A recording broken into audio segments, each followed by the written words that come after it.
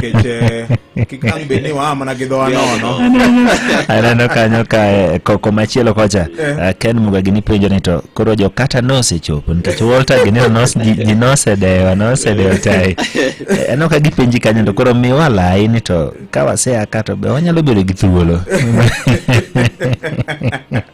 lakini nyo aneno kacha kana ndikini mana joma gwel kende nitie joma gwel kende ma angne donje kar jot ma jatend piny kejangi ni kune midhi bage nyasi mar koro yudo migago to ka chendo makama oserumo koro mane kaka en koro ne ane akikonyo gi kaachiel kod Jay Bonyo bende no koneni kendo oluwo maber penjo mang'eny nitiere jomoko bende penjo ni to koro ogai mar Azimio kaka pod wang'e gi ogai mar ODM Raila Amolo Odinga ni kanye kata onogeno ni entiere kanye obowinjo dhoge wach machal kama hindi nikech ma koro nyondo jo Kenya duto kamano amimo wacho ni got pod kier to Otieno Jawar wacho ni gine blackout mushiwo pe wandaye aneno kanyo Papa wa Roma mano kanyo speaker ma National Assembly kotene kanyo kod senators mamoko bende kamutingo ledama ole kina ji otwere obore kapsos obore bando kanyo gima dwa penji tai mara kwarni en merwa kiching ma ji chawo Muma nikech thoth joma ode tai kawuono to de kwarni dwa bede mang'eny ahinya king'iyo wakili Apollo wod Homa Bay County bro misi kara joma osomo weche mag protocol gi weche ma oseng'iyo kaka piny rengoga kamano japuonjna moro ne puonja weche mag communications 101 ne onyisowa bedo ni kapet ok bed marambulu okwar ranyisi mar telo gi teko kamano yes en symbol mar power and authority kote makwar no thoth ne yudo ka jorwake to gi suit mar royal blue kamano kata parliament blue kamano kata jomoko bende keto tai marambulu bende ntiere gi rangisi ne teko more nikech nyasi gi duto no bende en confidence moro kanyo kamano nyasi gi duto ng'ato nyalo penjo ng'ama miyo kine jatelo ni koko wuok gi tai ma blue wacho no royal blue no to en gi tai marakwar to kata suit mino korwako koko rwako royal blue kata kendo rateng moro ma king'iye ilero ne jopiny ng'ato penjo to nyiso chieng' ni kwani tai marakwar gima biro ng'ama gini wasikwane na gimane gik machal kamagi koro siangno kanyo no ka speaker magudi go duto mano mar Senate kaachiel kod mano mar Malo bende koro seyore nyasi jatend migepe Musalia Davadi sani koro en jatend migepe en jatend migawa matudo gi pinje maoko kendo en jatend migawa makojolo mar ng'ato omako teku madongo adek dichiel kamano yani okinyi chieng' moro ng'ato chiewo to mitokni mago weyo yawo ni ndara jomago ni salut dot mar mitoka ka noking'e yawo tiyawo ni yawo file mari simbe gi jite oting'o ni nyaki wuoth mayot ndalo moko nayudo thuolo madhi e piny mar Netherlands to nokane ka jotelo makocha bende kata president makocha na wadhi nyaka ka Kingi gina joma nyano nyaka Ndege Street dongi wacho ni mana chiel kuom rito godo ngima gi ni wellness kocha ji ok ochuno gi ng'ato nigi shughuli mare ng'ato tim tije to ma wang'ni ka mushimo kalo ka to ji oriedo jatelewe wanang'o kata kapok obiro kapok ochopo ting'e nobiro nyaka winj mbi mare nobiro biro nani nyaka bed ote moro moyedhi to joka gan koche dancers ne ok orwake nyasi ni japuonj adoni goriti kamano duoko erokamano ne jowinjo wa duto kuom bedo kodwa chakre sa 11 wabedo gi nyasi maber waketuru mana kwe erokamano ma hango ni donje studio mara Mogi FM ka hapana nisebiro ka ndalo moko okay jahawi kara erokamano nya tipuonjo kanye japuonj apuonjo Embakasi ka wamonde to wagomba kaka chapni ng'eny ka to okorumo gi ka an ka kora tieko kama an gi nyakiru na more ka ma bende timo chiela dek mamoko kado bende ka uno du chengo holiday koro wan waonge gi holiday ero kamano ahinya kuom bedo kodwa kanya sach kuo bed kodi mwalimu Omba bedo kodi kod chieng Emmanuel. ero kamano Emmanuel in koro ang'eni ni pod nitie kanya ka saa 7 ibiro bedo ka imiyo jopiny milome Chief Justice mano Martha Koome bende ano kanyo oseyuoro kanyo kar mar mondo chak nyasi ma kawuono ung'eyo ni nyasi ma kawuono ni wacho kanyo ni Chief Justice ema biro preside over chenro mar sidho Deputy President designate kamano. Okay. Instruments of power bende oseng'iso ni pedh kanyo, katiba nitie kanyo, nitie document mar oath kod mamoko bende. Wuotho kanyo ka achiel kod iluongo ni Attorney General. Ne kamano. Kendo koro nyasi ni kaka koro oneno ni. Okay. Bende koro chala madwa chakre. Sawa. Koro kada kiwewa. Tiwewa ka wan maber. To wantiere kanyo. Hot air. Wantiere maber. Ng'ato ng'iso ni kono Martha Koome to paro mana hot air. Kawuono Chasing wild goose. Kawuono ang' no bed cold air. Kawuono go bed hot air. Chasing wild goose. Hey, power is transient kaka jomoko wacho. Then jomoko be nowacho ni powers abhors vacuum. Thuolo kik bedie ni fuok monitiere. Nyalo ketho Kithure Kindiki be aneno kanyo kod min ode. Ing'eni ji ne ok ong'iyo neno ga min ode. Ma koro biro bedo thuolo mokwongo. Koro kwang'eyo ni min ode to tiyo tich mane be en jadolo. Wang'eyo wana ng'eyo anena. Wabiro ng'eyo.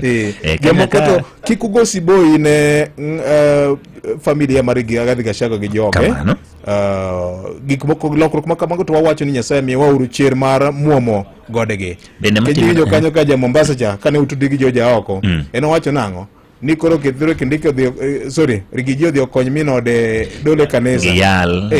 Neno wach malit ahinya. Oganda jo Kenya nam kwe mar Jehova Nyasaye mar bed kodu. Walamne uru Kenya. Wabed uru kaka jo Kenya. En ni wajoka ng'ada chiel. Pinywa en mana mar Kenya ni kende. Anno kata makwar otho eng'ut jotelo kande.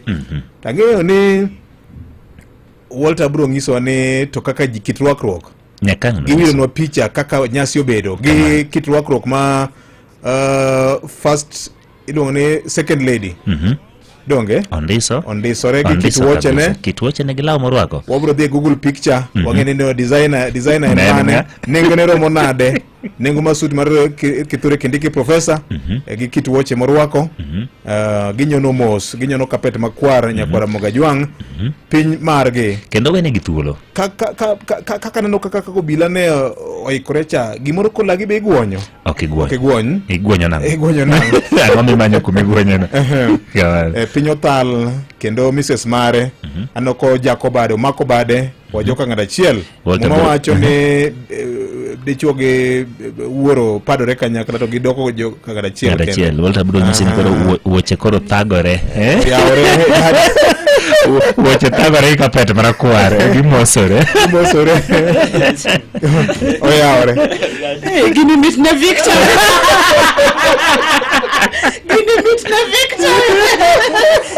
Ing'eya ng'oma wakira. Victor nge gimoro. Ni piny margi makore rwako law gi nyono. Gini mit na Victor mano kata wuono go ya. Waduto wanene mokwongo. Wanene timo mokwongo. Koro nyaka koro ochal ni kama. Gini mit na Victor serious. Ni joma nene tung'eyo kaka Ike kato naturally Manuel ka medo tigis jopiny Ruth medo. Dugu te ubet piny, ato ka jito ubet piny. Victor timang'o? Victor chuo. Victor uto chuo ne kodi aringo ni KCC. Nyalo bedo ni kowuok e dot ka. Sot moro keto kamoro. Ite kang'no manye. Kata rwakruok ne kata rwakruok Victor. Okay gimoro. Kenya mabawa kore ne. Antie gibong'e. Nokayero ma. Ano na yona nanga. Ang'e ni mino temo yiero ni to nitie giming'eyo. Yani Victor dio buge ge ka. Okodi. Ero gi soda. What janyanore gi kapet. Kit lewni. Lew dhiang' to e kore. Ano mamanya ne tok ted ka wapenjane. Ang'o mong'eyo? Victor nitie gimong'e ang'o ming'e wuod mchaka wane nyasi ing'e mchaka en osiepna by the way na nyisi nisegeng'isa yes mchaka en osiepna kana unjo radio osoro na to kawuono nek achiel holiday to adhi bayo gosiepena mchaka to osiepna wang'e kaka wago mbaka kod erokamano ahinya koro wawe Nyaji monyuongo ka adhi mbele gini miti maneno kokidwawe tarik 1 nyakwara Mugajwang pesa moro nitie ka ing'eyo ni koro wadonje dwe mar sembruok cha Oktoba, Novemba, Desemba biro ka. Koro gimomiyo wacho kamano nyakik pesa mar nyasi wan gi nyasi mopogore wan gi school fees mabiro ka. Kawe simbi kawuono ket siling 100 pesa mari nyiewo godo voucher bicharia 4 item godo happy tarik 1 Lydia bro ng'isi ni be ing'eyo godong dalo moro kama to igani rumo tarik 1 2024 Professor Kithure Kindiki nochamo Muma kaka jalup jatend piny Kenya maradi unyaka kani maradi be ing'eyo ni tarik 1 no yes Nyaji monyuongo nigi pesa ka machalo nyoyo ijuka timuodo koro kan Friday gi gospel hour Kindiki be chamo Muma jowa piny lich to lweny ge to report from be jonyuol dhi kawo kiny bende sikul by the way koro nyakiriti maber ahinya omiyi wach KICC pesa bende omiyi KICC na pesa abich ariyo ang'wen achiel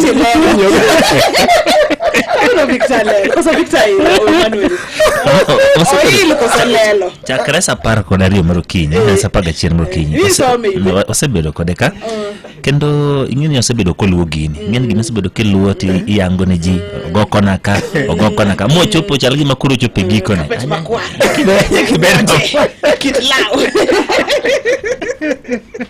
kamoro moro mantiere nyakwara Mugajwang ka thuolo ni mar rwaki ni machiegni e chenro mar wang'o nyango bang' bedo kod VOJ kachiel kod Ochieng Emmanuel kachiel kod erokamano ahinya chenro mar Kogwen saa 4 okalo dakika 18 nyakalondo en Ramogi nikech en tich abich mana kaka winjo VOJ owacho en KICC gi pesa gi gospel lawa nikech wachako weekend yo makare yo masupa kik wil ka 100 ikete pesa paybill number N525241 kara account ndiko ni Ramogi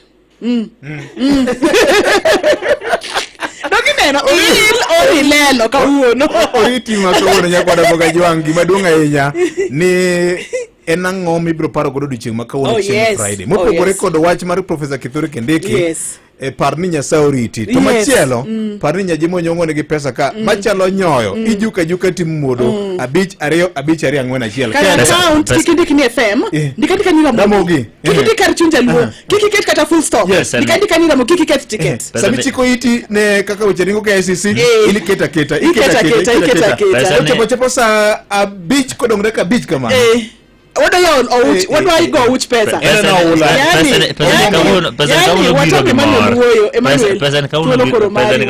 pesa ni kauno biro gimoro kendo oyuokore nikech Kindiki degi hawe ibi kaw pesa ni dhi godo gi hawe koro ngini mani luge ka giwach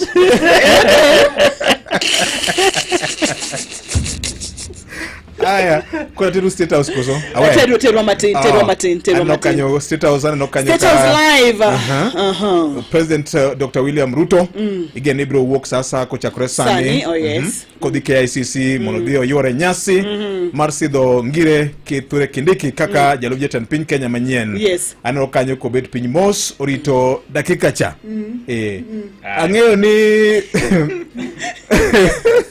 Ochieng Emmanuel bro ngiso ni ochamo madakika sadi gidakika di kaito ing'eyo Victor ang'eni kudwa wuok kae koro Kikulu State House Road ndarano podo lor sani nyaka jatend piny Kenya wuogi koro badhre uru gi kwende makone kone Kikulu ndo ngini wachiegni gi State House koro kone Kikulu koro nyalo ng'ado kor chiel kunde gi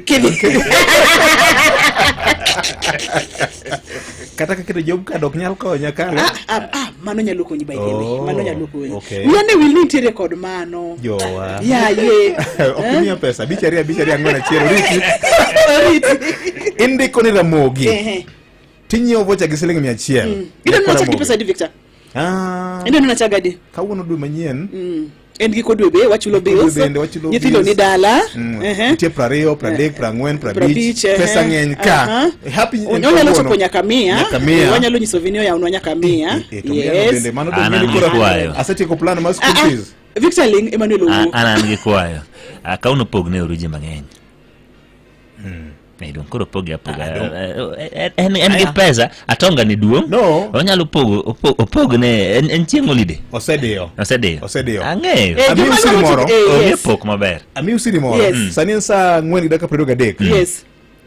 Teme nyewe kini sani gi 25 ine hono mabiro. Bang dakika mana okene jako na mujwang. Okay. 10:55.